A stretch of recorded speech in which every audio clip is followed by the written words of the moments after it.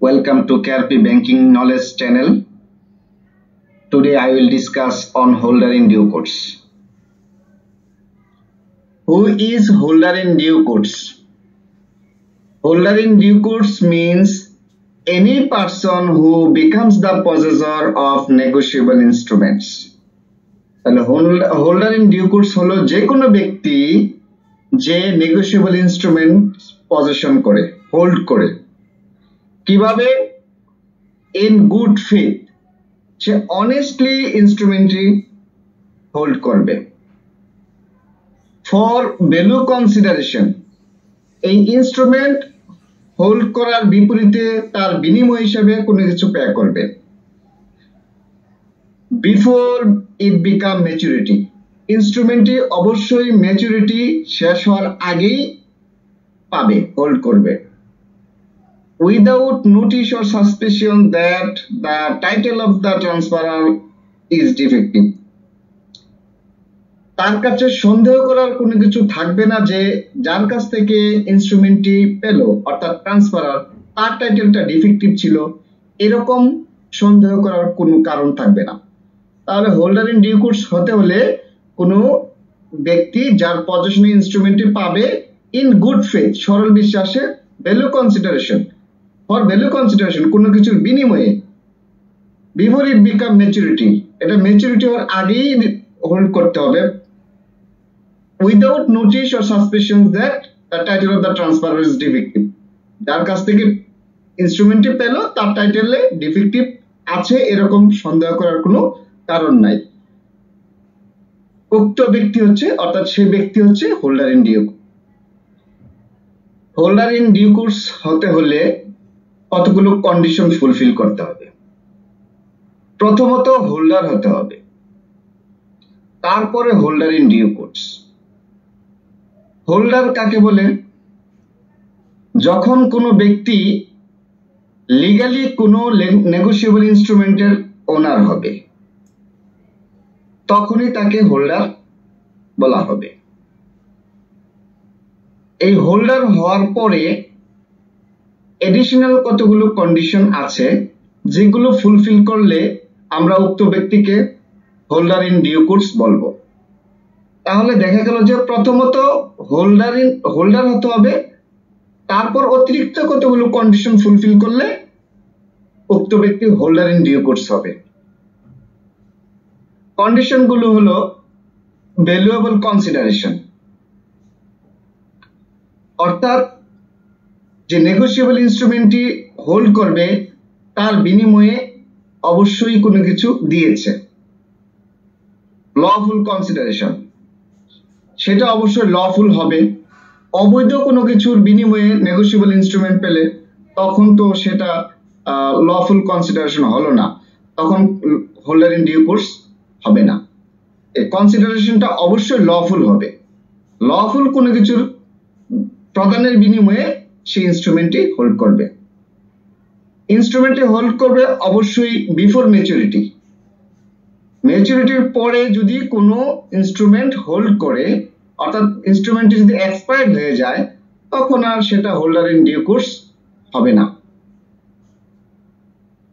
In good faith, instrument, negotiable instrument receive করবে সরল বিশ্বাসে, ইন গুড ফেথ, অর্থাৎ যখন রিসিভ করবে তখন তার মনে সন্দেহের কোনো কারণ থাকবে না যে যার কাছ থেকে সে নেগোশিয়েবল ইনস্ট্রুমেন্টটি নিচ্ছে তার টাইটেলে ডিফেক্টিভ আছে, এরকম কোনো সন্দেহ ছাড়াই সে ইনস্ট্রুমেন্টটি রিসিভ করবে।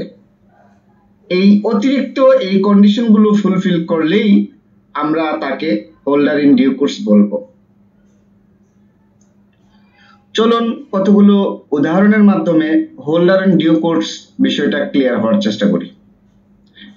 Example 1, Asif transfer a bill of exchange to Rajiv for goods purchased 1 week after its maturity. তাহলে আসিফ রাজীবকে একটা বিল অফ এক্সচেঞ্জ দিল,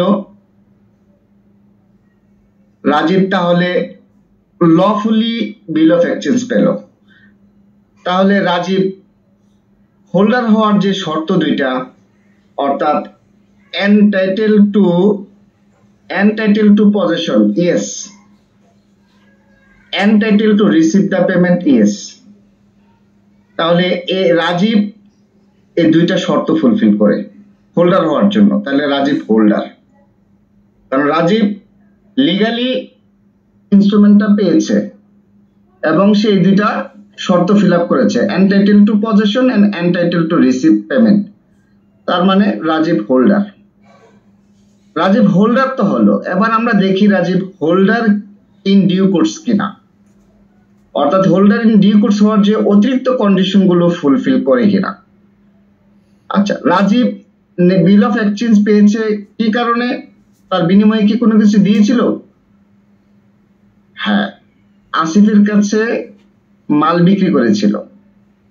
আসিফ বিল অফ এক্সচেঞ্জ দিয়েছে, বিনিময়ে রাজীব পণ্যদ্রব্য দিয়েছে আসিফকে, তাহলে value consideration yes.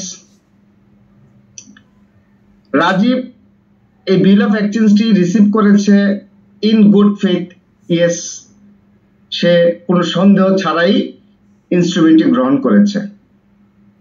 Before maturity, Rajib কি ম্যাচুরিটির আগে ইনস্ট্রুমেন্টটা নিয়েছিল কিনা দেখি। বলছে 1 উইক আফটার ইটস ম্যাচুরিটি, তার ম্যাচুরিটির 1 সপ্তাহ পরে ইনস্ট্রুমেন্টটি বিল অফ এক্সচেঞ্জটি পেয়েছে, তাহলে বিফোর ম্যাচুরিটি নট। তাহলে দেখা গেল এই তিনটা কন্ডিশনের একটাও যদি বাদ পড়ে, একটাও যদি ফুলফিল না করে, তাহলে তাকে আমরা হোল্ডার ইন ডিউ কোর্স বলবো না। তাহলে দেখা গেল রাজীব হোল্ডার তো হয়েছে কিন্তু হোল্ডার ইন ডিউ কোর্স হয়নি। আরেকটা উদাহরণ দেখি। Maria transfer a bill of exchange to her brother as gift. Maria তার ভাইকে একটা বিল অফ এক্সচেঞ্জ দিল গিফট হিসেবে, তাহলে তার ভাই কি হোল্ডার না হোল্ডার ইন ডিউ কোর্স? দেখি, তার ভাই, মারিয়ার ভাই ইনস্ট্রুমেন্টটি পেয়েছে লিগালি, অর্থাৎ লিগালি ট্রান্সফার ওনারশিপ পেয়েছে মারিয়ার কাছ থেকে। লিগালি যখন পাবে, তাহলে মারিয়ার ভাইয়ের এই বিল অফ এক্সচেঞ্জটি পজেশনে রাখার অধিকার আছে, ইয়েস। এই বিল অফ এক্সচেঞ্জের যে পেমেন্টটা পাওয়ার অধিকার আছে, ইয়েস। তাহলে মারিয়ার ভাই হোল্ডার, ইয়েস। আচ্ছা দেখি, মারিয়ার ভাই তো হোল্ডার হলো, হোল্ডার ইন ডিউ কোর্স কিনা দেখি। মারিয়ার ভাই মারিয়ার কাছ থেকে বিল অফ এক্সচেঞ্জটি পেয়েছে ইন গুড ফেথ, ইয়েস, অর্থাৎ সে কোনো সন্দেহ করে নাই যে মারিয়ার টাইটেলের সমস্যা আছে, এরকম কোনো সন্দেহ ছাড়াই মারিয়ার কাছ থেকে বিল অফ এক্সচেঞ্জটি পেয়েছে, তাহলে ইন গুড ফেথ, ইয়েস। মারিয়ার কাছ থেকে বিল অফ এক্সচেঞ্জটি পেয়েছে বিফোর ম্যাচুরিটি, অর্থাৎ আফটার ম্যাচুরিটিতে সে নেয় নাই, ম্যাচুরিটির পূর্বেই নিয়েছে, তাহলে ইয়েস। তারপর হচ্ছে মারিয়ার ভাই মারিয়ার কাছ থেকে ইনস্ট্রুমেন্টটি পেয়েছে, কিন্তু তার বিনিময়ে মারিয়াকে কিছু দিয়েছে কি? নো, তার মানে ভ্যালু কনসিডারেশন নাই। মারিয়ার ভাই মারিয়ার কাছ থেকে এটা পেয়েছে গিফট হিসাবে, তার বিনিময়ে কোনো কিছু প্রদান করেনি মারিয়ার ভাই। এই দুইটা তিনটা কন্ডিশনের একটাও যদি ফুলফিল না করে, তাহলে হোল্ডার ইন ডিউ কোর্স নয়। তাহলে আমরা দেখলাম মারিয়ার ভাই গিফট হিসাবে চেক পেয়েছে, গিফট হিসাবে বিল অফ এক্সচেঞ্জ পেয়েছে, যাই পাক না কেন এই গিফট হিসাবে যখন পাবে তার বিনিময়ে তো কোনো কিছু দেয় নাই, তাহলে ভ্যালু কনসিডারেশন নাই, তাহলে সেই ক্ষেত্রে হোল্ডার হবে, but holder in due course হবে না। চলুন আমরা আরেকটা উদাহরণ দেখি। Atik transfer a cheque to Ashik for goods purchased, who received it a week before its maturity. Ashik knew that the check was stolen by Atik.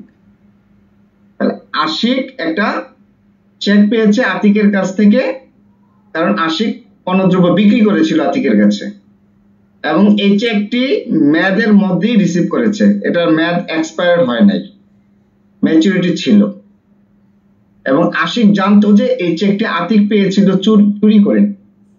তাহলে দেখি আশিক হোল্ডার নাকি হোল্ডার ইন ডিউ কোর্স নাকি কোনোটাই না। আশিক আতিকের কাছ থেকে চেক পেয়েছে লিগালি, কারণ আতিক চেক দিয়েছে, তার বিনিময়ে পণ্যদ্রব্য বিক্রি করেছিল। তাহলে আশিক তো চেক পেয়েছে লিগালি আতিকের কাছ থেকে, যেহেতু সে লিগালি এই চেকের ওনারশিপ হয়েছে, তাহলে আশিকের এই চেকটি তার কাছে রাখার এন্টাইটেলমেন্ট আছে, ইয়েস। এন্টাইটেল টু পজিশন আছে, ইয়েস। এবং এই চেকের পেমেন্ট পাওয়ার অধিকার আছে, ইয়েস। তাহলে Ashik holder, yes. Ashik holder তো হলো। এবার দেখি Ashik holder in due course কিনা, হোল্ডার ইন ডিউ কোর্স হওয়ার যে অতিরিক্ত শর্তগুলো আশিক ফুলফিল করে কিনা। ভ্যালু কনসিডারেশন, ইয়েস, কারণ আশিক চেক পেয়েছে, তার বিনিময়ে মাল দিয়েছিল, তাহলে ভ্যালু কনসিডারেশন, ইয়েস। তারপরে এই চেকটি পেয়েছিল বিফোর ম্যাচুরিটি, 1 সপ্তাহ পূর্বে, তাহলে চেকটি পেয়েছিল বিফোর ম্যাচুরিটি, ইয়েস। কিন্তু আশিক জানতো যে আতিকের এই চেকের মালিকানায় ত্রুটি আছে, অর্থাৎ আতিক চেকটি পেয়েছে চুরি করে, তাহলে আতিকের টাইটেলের সমস্যা আছে, জেনেও সেই চেকটা নিয়েছে। তাহলে আশিক কি গুড ফেথে চেকটা নিয়েছিল? অবশ্যই না, সে সরল বিশ্বাসে নেয়নি, কারণ তার কাছে এই নোটিশটা ছিল যে আতিক এই চেকটি পেয়েছে চুরি করে, তারপরেও সে নিয়েছে, তাহলে গুড ফেথে সে নেয়নি, তাহলে সে হোল্ডার ইন ডিউ কোর্স না। হোল্ডার ইন ডিউ কোর্স হতে হলে all the condition must be fulfilled. কোনো কন্ডিশন বাদ পড়লে সেটা আর হোল্ডার ইন ডিউ কোর্স হবে না। তাহলে Ashik holder but holder in due course. চলুন সর্বশেষ আরেকটা উদাহরণ দেখি। A delivered a bearer cheque to B who has lost it and C found it. তাহলে বি একটা চেক পেয়েছে এর কাছ থেকে বৈধভাবে, লিগালি বি চেক পেয়েছে। তাহলে বি যেহেতু লিগালি এর কাছ থেকে চেক পেয়েছে, তাহলে বি এর entitle to possession, yes. Entitle to receive payment, yes. তাহলে বি হোল্ডার। বি আবার চেকটি হারিয়ে ফেলেছে, সি পেয়েছে, তাহলে সি তো লিগালি পায় নাই, সির কাছে লিগালি ওনারশিপ আসে না, সে সেটা কুড়িয়ে পেয়েছে, তাহলে সির entitle to position no, entitle to receive payment no, তাহলে সি হোল্ডার নয়।